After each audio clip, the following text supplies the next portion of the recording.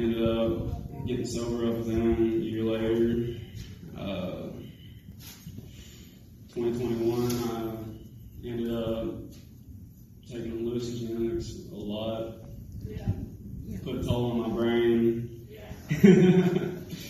I stopped doing those after 6 months. And You ain't right.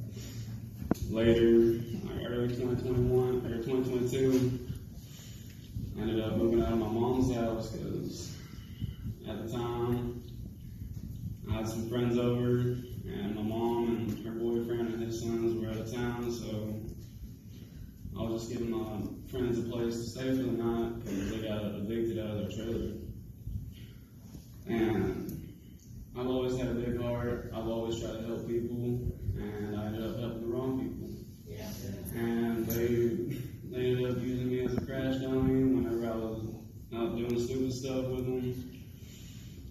And so I ended up moving out because my mom's boyfriend at the time, he called her, told her a bunch of bull crap, just talking her off about I don't know what, but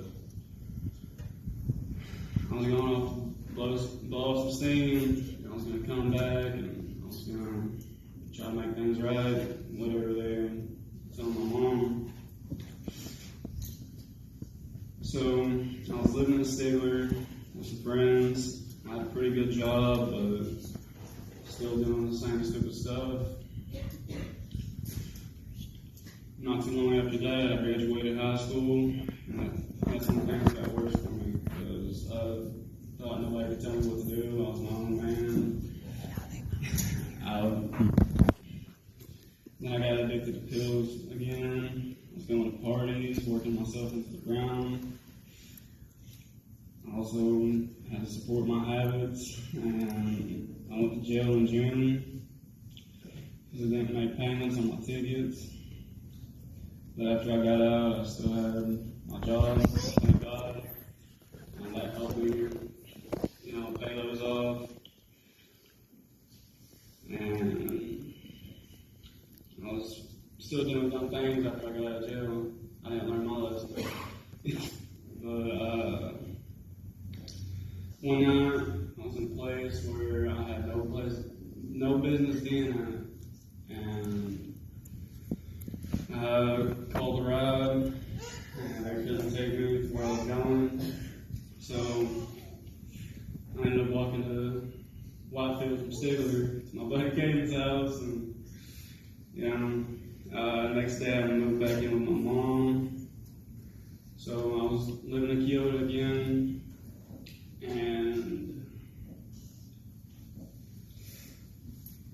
I just thank God that He put me back there because I wasn't doing anything good with my life. And I put my mom through a bunch of stuff that I shouldn't have. And her doing that, her telling me that I need to move back in with her, I just started crying in the booth at this restaurant we were in at. And so I was there until this past March.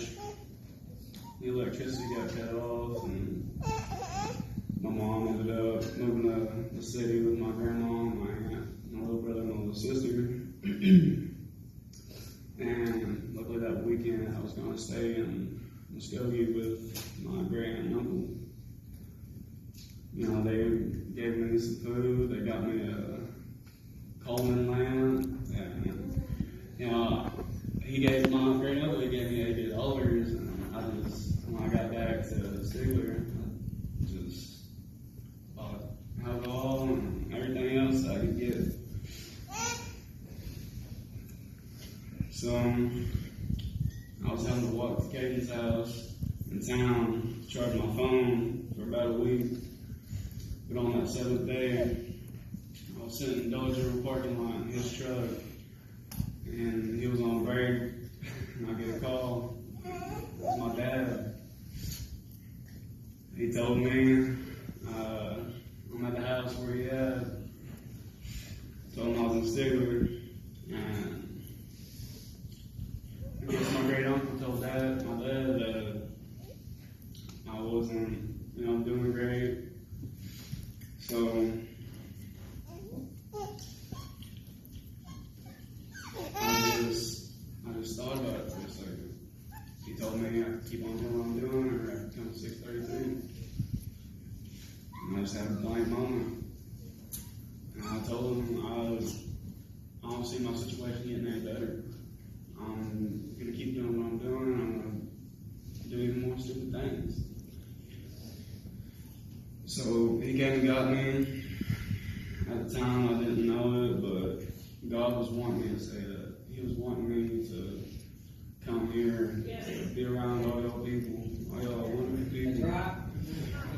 But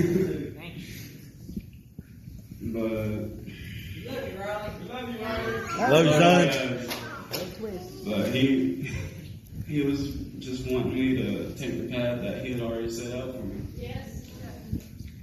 It's just, for a long time, I let sin take so much of my life that he couldn't forgive me. But this has been the best decision I've ever made in a long time.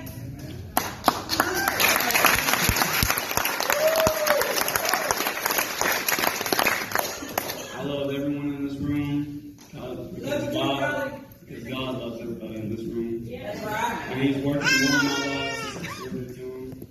I can't raise more than enough to get my dad here. To get my dad to get me here. Yeah. Most of these guys offered to give him a ride to come get me. Yeah, they did. Man, it's just been the past 4.5 months. It's been just flabbergasted. Because I've never been this happy in my life. That's right. I just want to thank God that I'm up here today and I'm not out doing anything stupid with my life. That I'm not dead. That I'm not in jail. I love you guys. Thank y'all for your time. Love you, son. Yeah, my dad come up here. The man